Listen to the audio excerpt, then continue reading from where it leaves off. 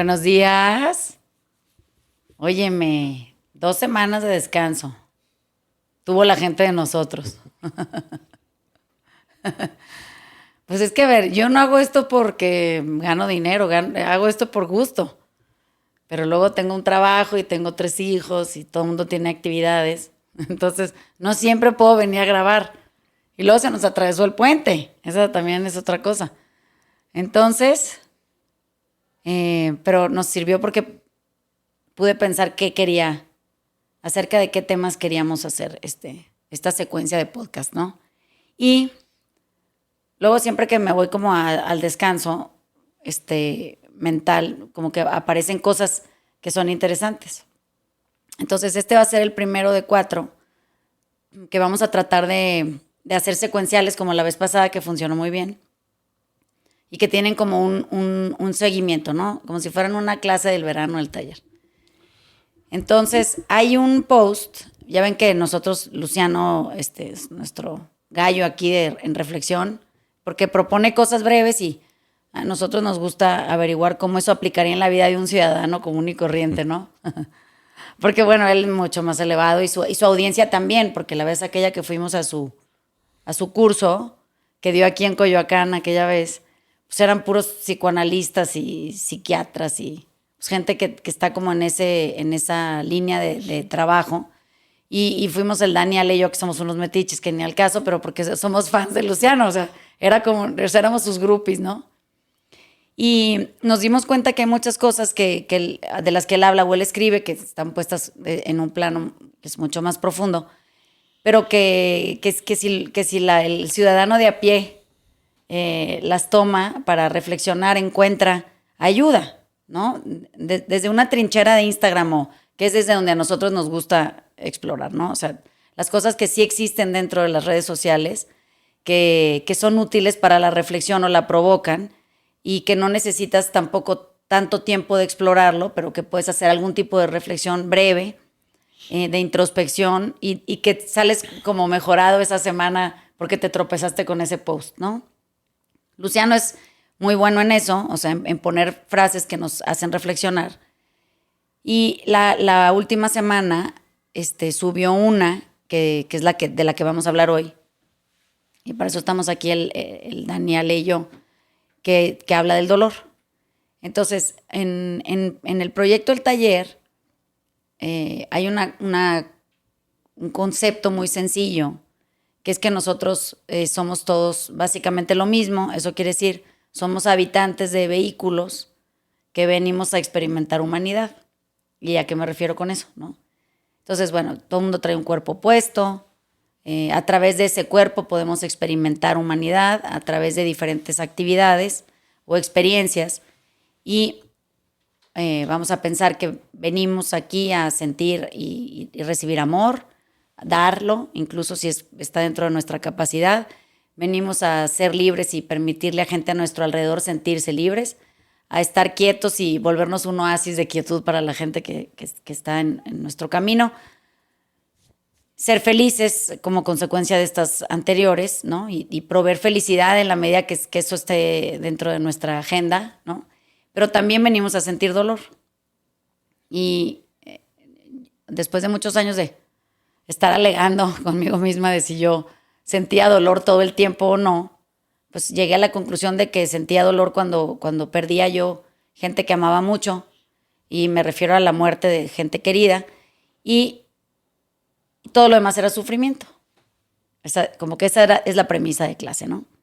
Y entonces, cuando leo el post de Luciano de esta semana, creo que lo subió ayer o antier, y habla del dolor, a mí me gusta que me traigan cosas a la mesa como para poder ponerme a pensar si esa idea que yo tengo de que el dolor viene solo como consecuencia de la muerte de alguien, que es un dolor muy particular, todo el mundo lo reconoce cuando lo siente, es un dolor que calcina, o sea, te desarma, te duelen, siempre les digo que hasta las pestañas y las uñas, o sea, te duele el pelo, te duele el corazón, te duele la cabeza, te duelen las articulaciones, todo te duele, ¿no?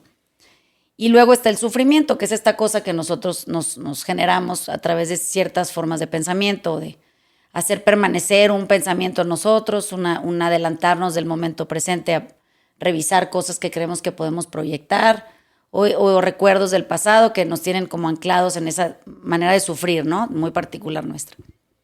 Y entonces el post que subió Luciano, se los voy a leer y ahorita lo podemos empezar a desmenuzar. Dice, los dolores que más duelen no son propios, dice el post en su imagen, ¿no? Y luego hace su reflexión abajo. Entonces dice, a un hijo le duele que su padre no se cuide. Le duele el dolor que su padre no puede asumir. A una madre le duele que su hija no sea invitada a una salida. Le duele el dolor que la niña no termina de anticipar, quizá ni se entere.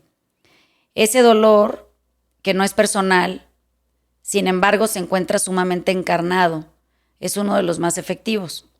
Podrían mencionarse 1000 otros ejemplos en los que alguien busca usar su aparato psíquico para tramitar un dolor ajeno.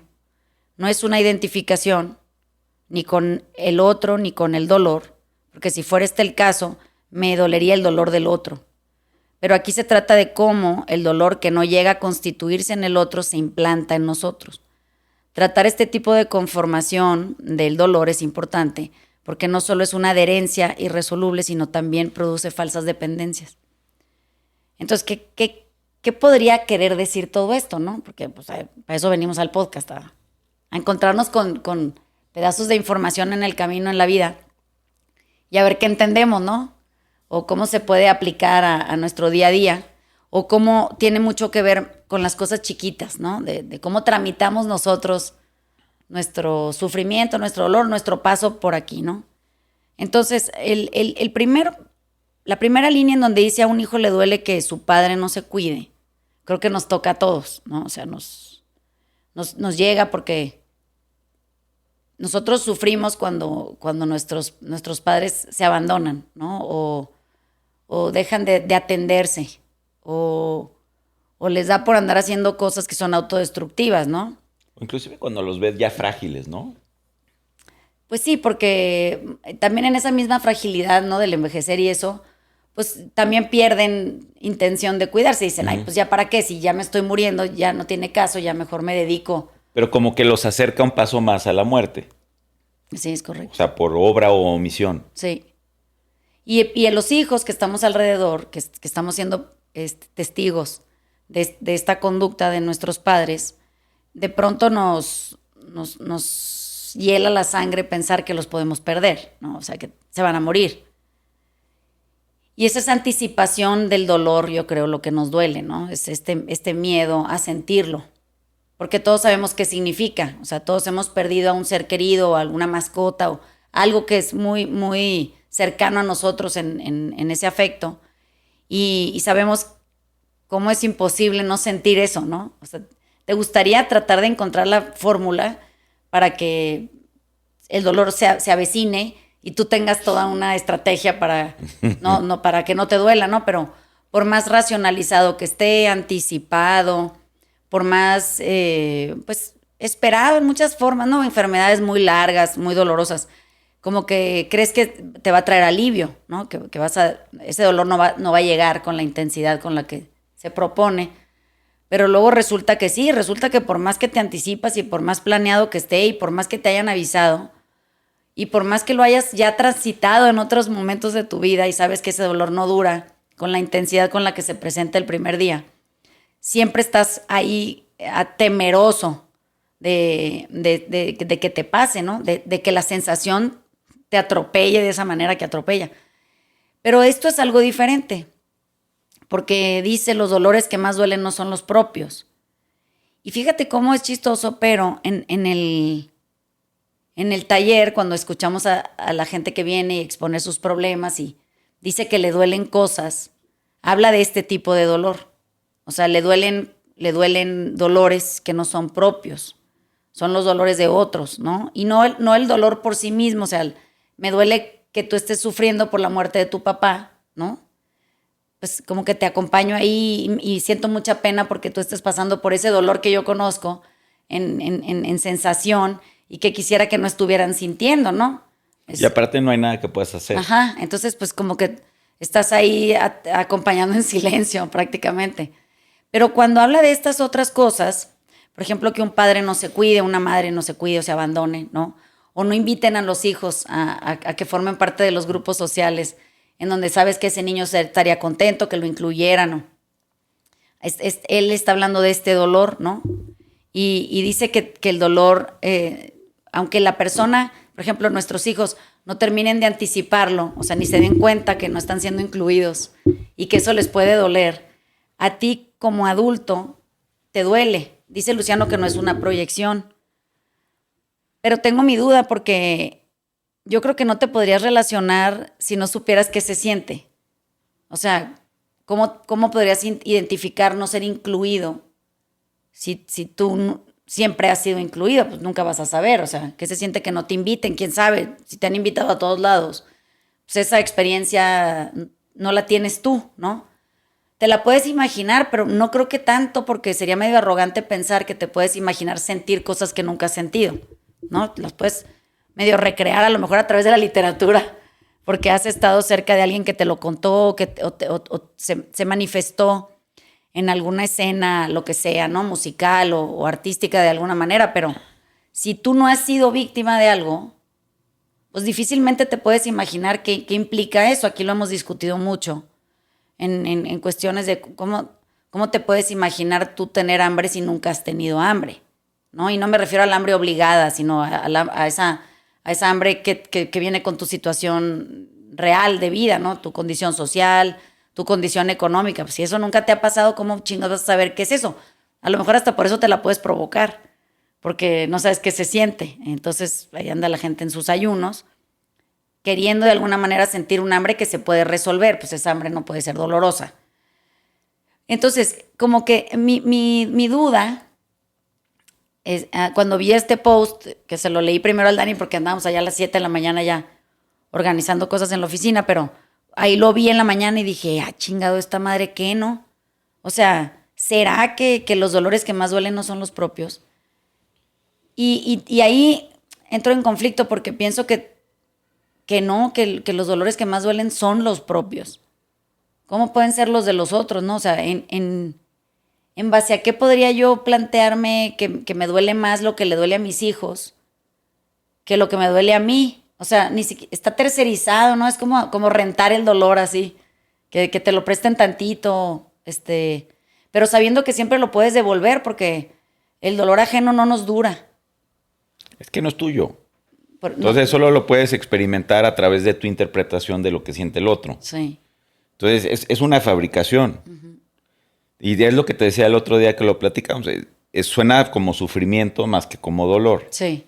Porque eso que tú llamas dolor, o llamamos dolor en el taller, es esta cosa que te quita el aire, ¿no? Que no.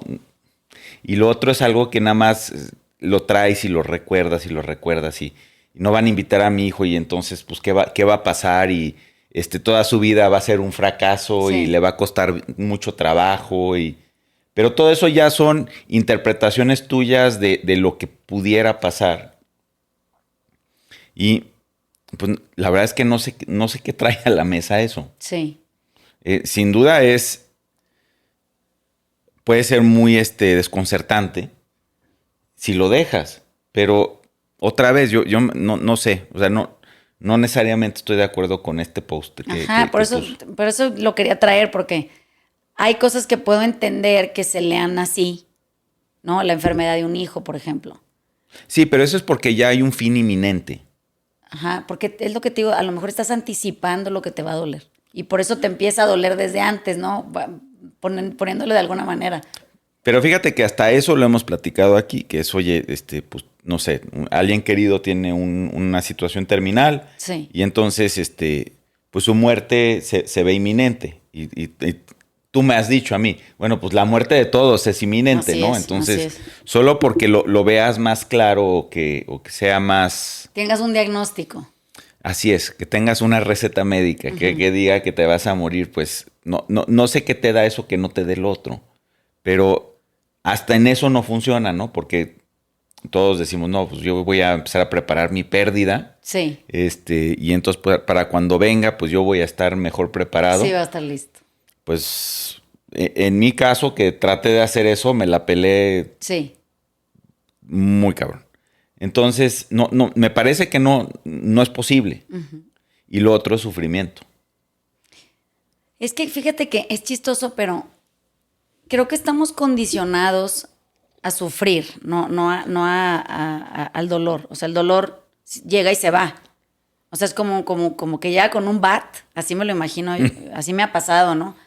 Llega con un bat, te agarra chingadazos con el bat y luego se va.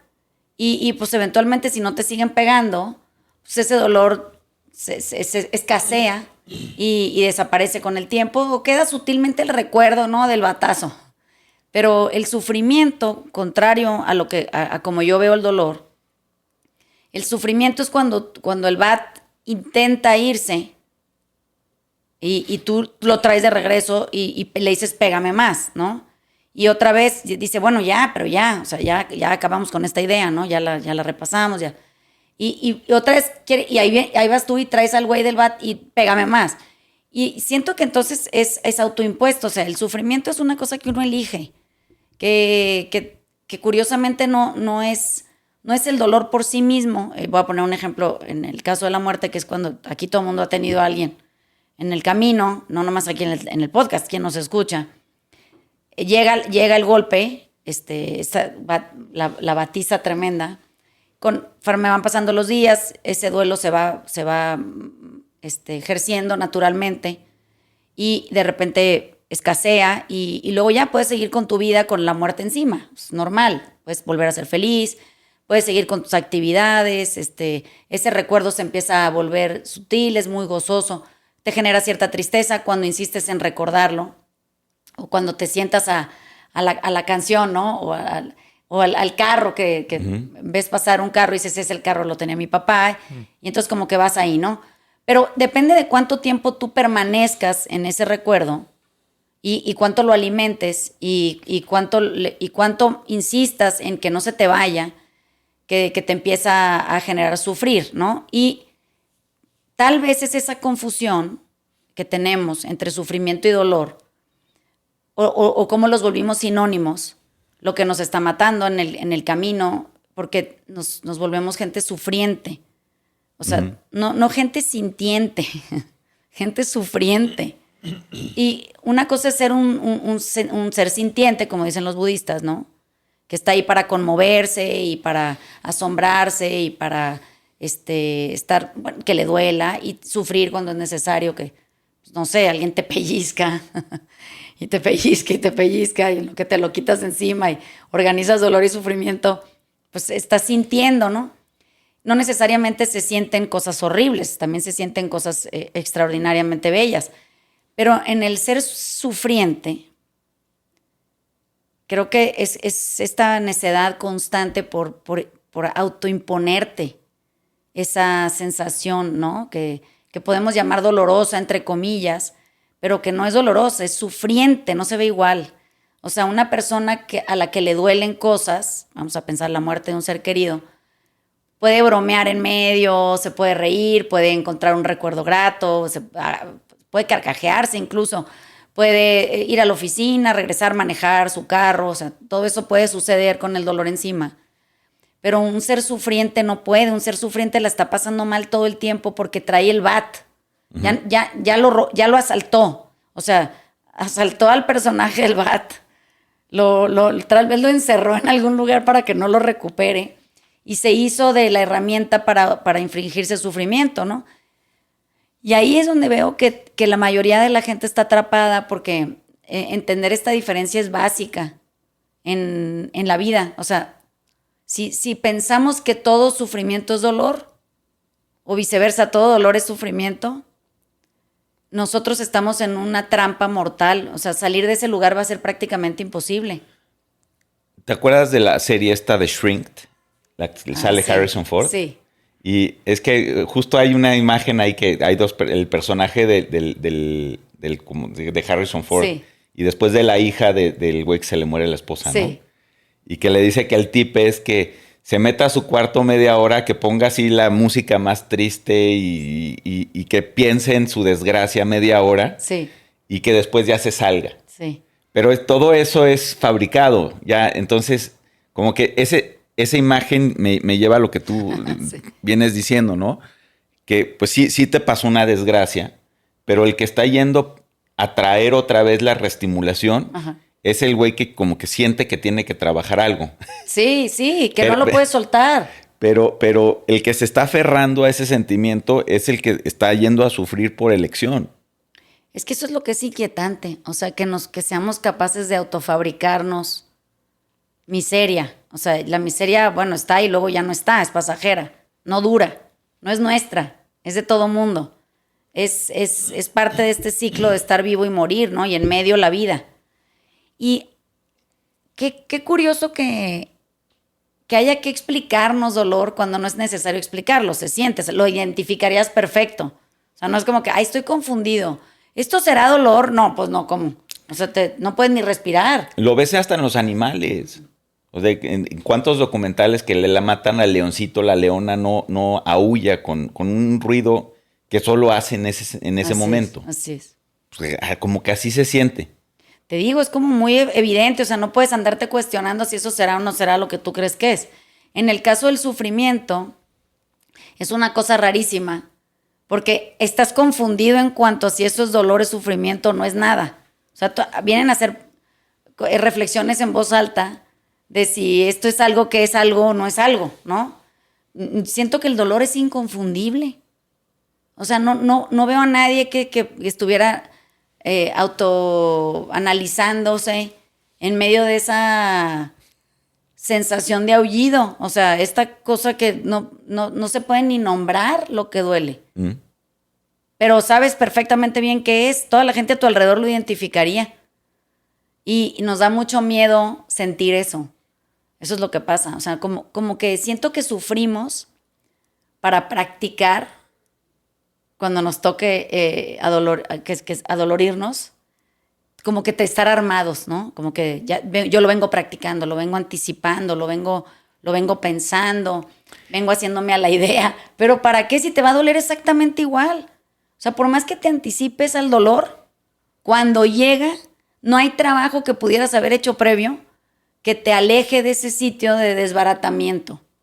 No, y en mi experiencia la gente que practica eso es súper amargada. A ver, ¿cómo? Estoy pensando en ex familiares míos que tenía. Y siempre andaban con pues el pelo en la sopa, ¿no? Ese de que pues esto no va a acabar bien o Sí. todo mal, súper negativos, ¿no? Y eso es lo que veo, se la pasan de la chingada. O sea, tú no quieres estar cerca de gente que solo ve el vaso medio vacío. Ajá, que está practicando para el dolor. ¿Ok? Sí, pero estar practicando para el dolor te vuelve una pinche hueva. Pues sí, porque sufres todo el tiempo, ese es mi punto. O sea, sufrir es la antesala del dolor. O sea, así se usa, ¿no? Como que voy a sufrir para practicar que cuando llegue el dolor no me duela tanto. Y luego la vida te sorprende con que el señor del bat, aunque ya hayas practicado esquivarlo y que cachar la bola y que fuera strike y que la madre, cuando llega y no preguntas si practicaste o no, o sea, te agarra golpes. Y así también como llega, se va. Ese es mi punto. Y la gente sigue, después de que ya se fue el dolor, sigue practicando porque dice, ves, es que no practiqué lo suficiente en sufrimiento. O sea, yo tenía que practicar mejor para que no me doliera tanto.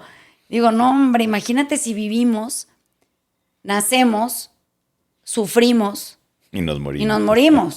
Y luego cruza eso con toda la gente a tu alrededor. Nace, sufre y se muere y a ti te duele cuando esa persona se muere. Y tú sigues sufriendo para el siguiente, ¿no? Para que cuando pierdas el siguiente o pierdas tu propia vida, pues aparentemente no te duela tanto. Digo, pues es que es ridículo porque sería como esto, ¿no? Es como anticiparse. Pero siento que hay cosas en la vida a las que uno no se puede anticipar. O sea, simplemente van a pasar y uno tiene que estar rendido a la posibilidad de que sí te va a doler. Que te va a doler cabrón. Que probablemente te deshaga por el tiempo que dura lo que te tiene que doler. Y luego después de eso tienes que seguir viviendo. O sea, o sufriendo, tú escoge, ¿no? Pero lo extraño es que nos casamos con la idea del sufrimiento. Siento que como si fuera un resguardo, como un chaleco antibalas. Como que decimos, me voy a poner el sufrimiento como capa o como chaleco antibalas o como este muro de protección para cuando sea el momento adecuado lo pueda usar y yo ya esté súper preparado, ¿no? Y no sé por qué le tenemos tanto pinche miedo al dolor. De todas maneras es. O sea, no es una cosa que uno pueda negociar. No nos vamos a poder enfrentar a él de otra manera. O sea, siempre nunca tienes herramientas para esa madre. Tienes que entender que también es pasajero.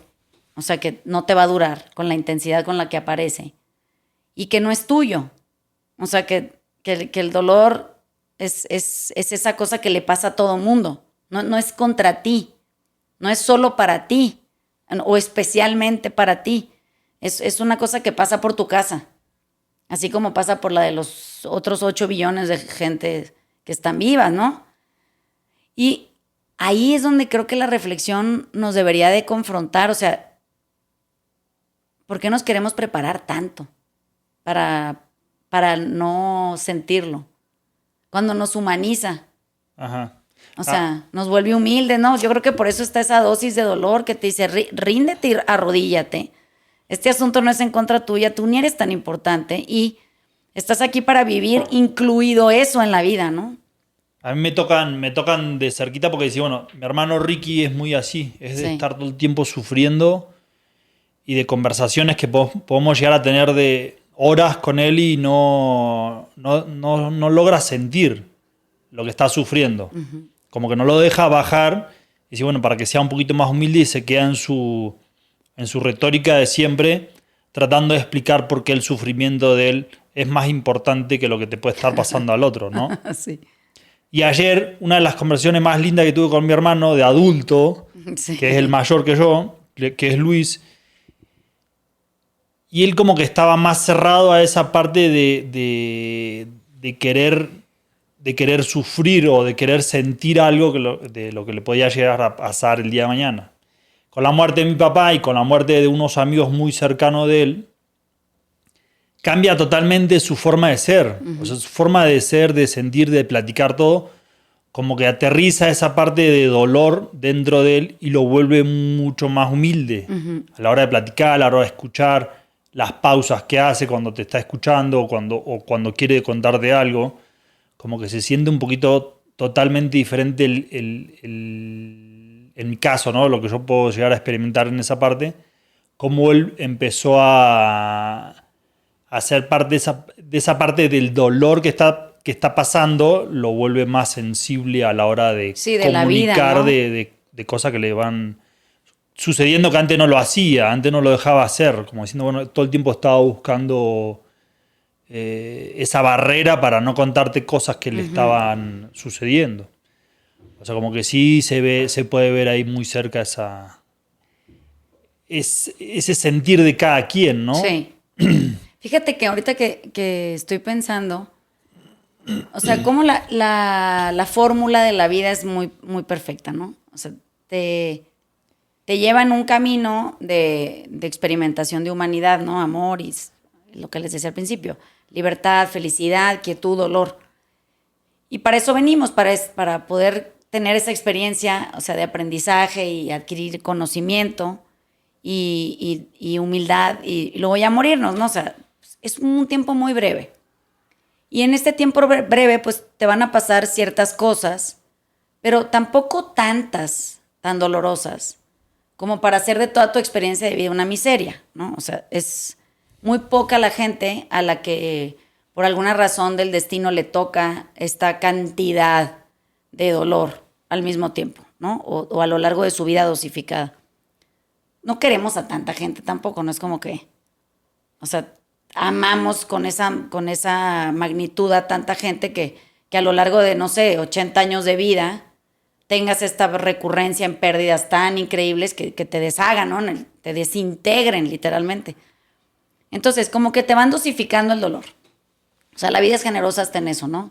O te pone un golpe durísimo una vez en la vida y pensemos, pues no sé, eres el único sobreviviente de toda tu familia, o va poco a poquito dándote un recordatorio de para qué estamos aquí, ¿no? Estamos aquí para amar mucho y para permitir que nos amen mucho y luego perder eso. Y pues nuestra trayectoria de vida es una de puro desprendimiento.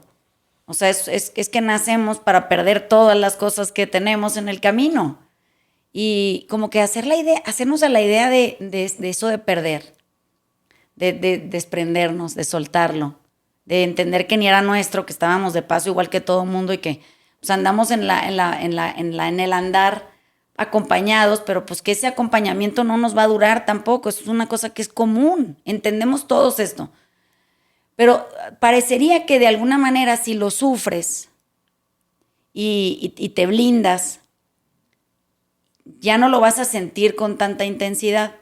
Entonces, esa idea que no existe, que no sé por qué se volvió tan popular, pero en realidad no funciona, nos está desbaratando. O sea, al final, el dolor es más intenso si te preparas para él. Como que si lo dejaras ser el proceso y luego llegara el dolor y lo vivieras con la intensidad con la que lo tienes que vivir. Y luego pasaría, porque pues también hay que desprenderse de eso y eso también es impermanente. Podríamos como recorrer esta ruta mucho más amablemente, ¿no? O sea, a lo que sigue, el siguiente momento presente, vamos a pensarlo. Pero creo que nos da miedo o sea, poder permanecer en presente con lo que eso signifique, o sea, digamos, la forma que tenga el momento presente en el momento, en el ahorita, vamos a ponerlo así, nos aterra y entonces la queremos modificar, queremos cambiarla, queremos que se apure, o que se retrase, dependiendo de si estás muy feliz. Como que no nos gusta nada más rendirnos y dejarlo ser, como es el ritmo que lleva, con la paciencia que eso requiera o no, con la prisa que traiga el momento, ¿no? Como que nosotros queremos mandar en el momento presente, como si lo quisiéramos controlar y lo queremos hacer a nuestro favor, queremos que siempre lleve el ritmo que yo le marco, que se apure si yo necesito que se apure, que se retrase si yo necesito que se retrase y que me obedezca. Pero es algo medio extraño porque el momento presente no obedece a nadie, o sea, es independiente, es de sí mismo, lleva su propia batuta. O sea, él marca su andar y nosotros si queremos subirnos al momento presente, pues tenemos que ir al ritmo que se marca en ese momento y luego no durará, lo cambiará. Luego se tratará de la siguiente cosa, ¿no? En alguna conversación, en el viaje ese que les digo que fue para mí muy transformador, me decía el güey de Laza, me decía, mira Vanessa, fíjate cómo el momento presente tiene diferentes formas. Entonces, mira, ve cómo nuestro momento presente ahorita tiene esta forma, ¿no? Y voltea a tu alrededor e identifícala. Tú estábamos sentados en una mesita de esas que son como de picnic, como en medio de un prado muy amplio, con un lago en el fondo, una bola de montañas alrededor y cabras y la chingada yaks y la madre. Y pues sí, o sea, como que lo puedes identificar y dices, bueno, sí tiene esta forma, ¿no? Nos volvíamos me decía, notifica, ¿no? Esto. Bueno, ahora, de repente se me olvidaba porque seguíamos nuestra conversación. Y para cuando él me volvía a decir, mira, ve cómo ya cambió el momento presente, veníamos arriba de una pinche camioneta, en medio de un camino de terracería, con cierto tipo de gente arriba del carro, y me decía, ya viste cómo cambió, este es tu nuevo momento presente, tiene otra forma. Y esas me asombraban muchísimo porque era evidentísimo que el momento presente toma una forma distinta cada segundo. O sea, es cambiante, va a una velocidad que nosotros ni siquiera imaginamos. Pero creemos que el momento presente es el mismo y se prolonga. Ni siquiera nos damos cuenta que tiene otra forma. Articula otras personas dentro de sí mismo. Saca gente de ese camino. De pronto pone animales, luego los quita, luego pone comida, luego la quita, luego tiene forma de refrigerador y tú parado enfrente de él, luego tiene forma de escalera. Y esa idea tan simple, pero tan increíblemente reveladora, deberíamos de hacerla nuestra con práctica constante. O sea, deberíamos de notificar el momento presente cada vez que eso sea una posibilidad para nosotros, para recordarnos que tampoco va a durar. Entonces, qué curioso que lo podemos, ahorita mientras lo narro, cómo todo el mundo se lo puede imaginar en su cabeza, ¿no? Los diferentes momentos presentes de su día. Y cuando llega el tema del dolor, quién sabe cómo nos convencemos de que ese momento presente va a durar para siempre. nunca se nos va a quitar, no va a cambiar, no se va a transformar en otra cosa.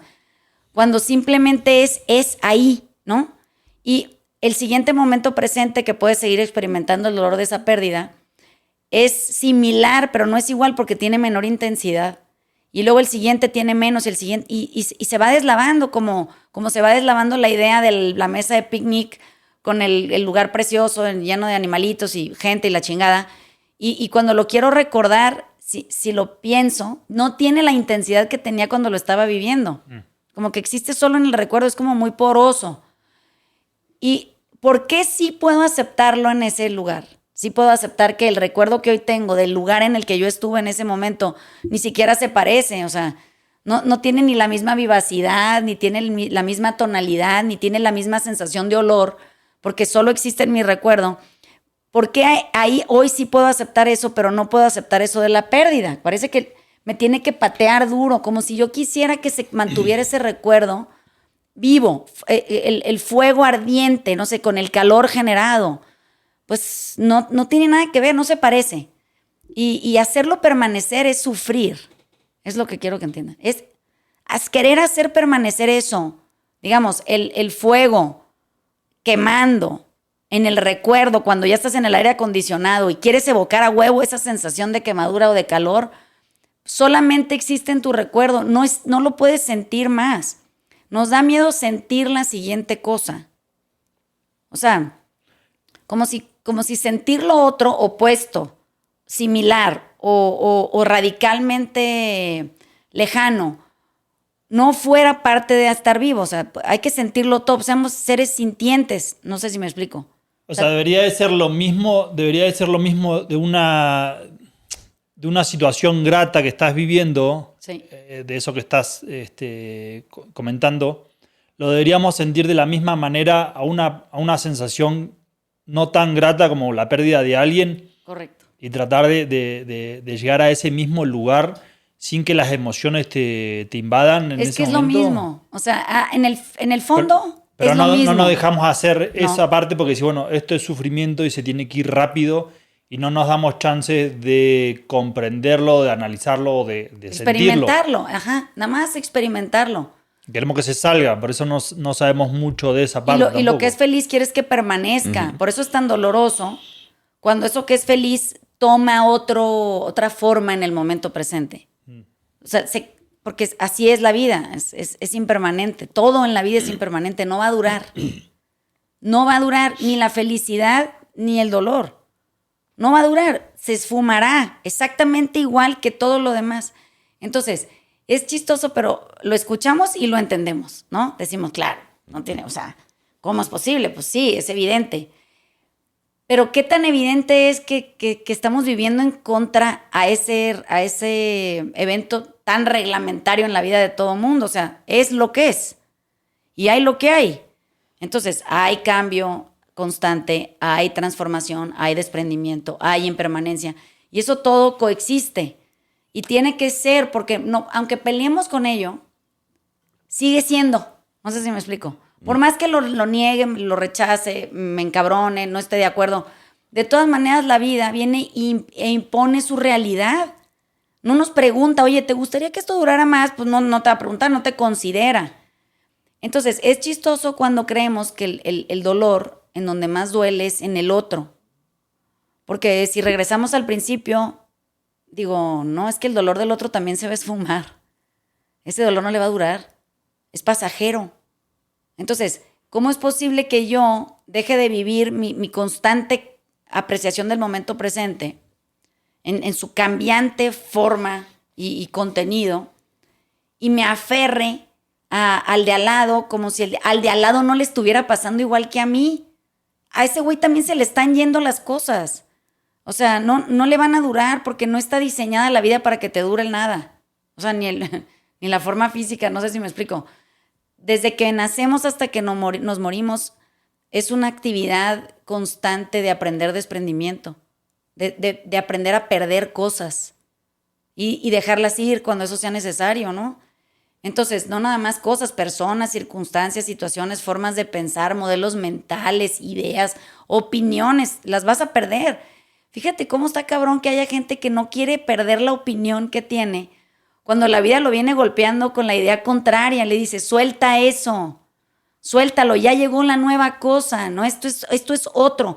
Y en esa idea del otro se asusta tanto porque lo asocia con el dolor, que dice, no, es que si lo pierdo me va a doler. No es que si lo pierdes, solamente lo pierdes, pero viene algo diferente en tu camino que tienes que hacer espacio para que te quepa. Entonces ves a esta gente abrumada, totalmente atiborrada, porque en lugar de desprenderse, o sea, de trabajar en ello por lo menos y entender la impermanencia y el cambio, se aferra y entonces es un proceso de acumulación. O sea, no hay ningún espacio vacío para lo nuevo. Pero es que es absurdo porque lo nuevo va a entrar con cuña, si es necesario. Se va a imponer. No va a andar pidiendo opiniones de quién está de acuerdo en si esto es algo que queremos hacer o no. Entonces, ahora yo veo por ejemplo, voy a poner un ejemplo muy pendejo, pero quien esté escuchando, vea qué fácil es verlo ahí. El tema de la conectividad, vamos a pensar todo lo que está hecho en relación al internet, las redes sociales, la nueva forma de comunicarse, la nueva forma de itear, la nueva forma de coexistir, es esta. Ya es. No importa qué hagamos, con cuña se impuso sobre nosotros, nos guste o no, tampoco va a durar. No. Así como no duraron los 3 canales de la televisión en mi infancia, no duró, eso también ya pasó, no existe más. Esto tampoco va a durar, esto también se va a transmutar y va a llegar a otro concepto en el futuro no muy lejano, totalmente diferente. ¿Qué hacemos peleando tanto? En lugar de abrazarlo, encontrar todas sus virtudes, ver para qué sí sirve, cómo se puede aplicar. O sea, estamos todo el tiempo sufriendo con la idea de lo que no queremos perder. ¿Qué estamos alegando? ¿Por qué no salen los niños a jugar béisbol a la calle? De veras. O sea, todavía eso es un asunto a discutir. O sea, todos tenemos que irnos a vivir al monte. Y yo lo que veo es que en el monte también hay peligro ya. O sea, no es como que esto es una cosa... Entonces, esta idea de no dejarle espacio libre a lo nuevo, lo que sea. O sea, lo nuevo también sería aprender a vivir sin la persona amada. Eso también es lo nuevo. Tampoco va a durar. O sea, qué triste saber que ese espacio se va a rellenar con algo más. Porque así es la vida de gozosa. Te quita una cosa y luego te trae la que sigue y tienes que hacer algo con eso. Entonces, hay momentos en donde sí vale la pena frenar. Y poder tomar el momento presente con todo lo que tiene porque no va a durar. Porque no va a permanecer. Y si eso es doloroso, entiendan, no va a durar. Y si es gozoso, no va a durar. Entonces, si lo tenemos y lo desaprovechamos, porque la idea que tenemos es que hay que aferrarnos y sufrir con ello para que nos dure, aunque sea en el sufrimiento, pues se vuelve absurdo, ¿ven? O sea, genera más sufrimiento. Albercas, como digo yo, de sufrimiento, ¿no? ¿Y qué queremos hacer ahí? Si ahí viene lo nuevo. Lo nuevo no quiere decir que sea grato, ¿eh? Simplemente quiere decir que es nuevo, que no tiene precedentes, nunca ha pasado antes, eso quiere decir. Pero esta idea de la permanencia, por eso es tan peligrosa y los budistas hacen tanto énfasis en ello. Tengan cuidado con la idea de la permanencia, porque puede generar profundo sufrimiento.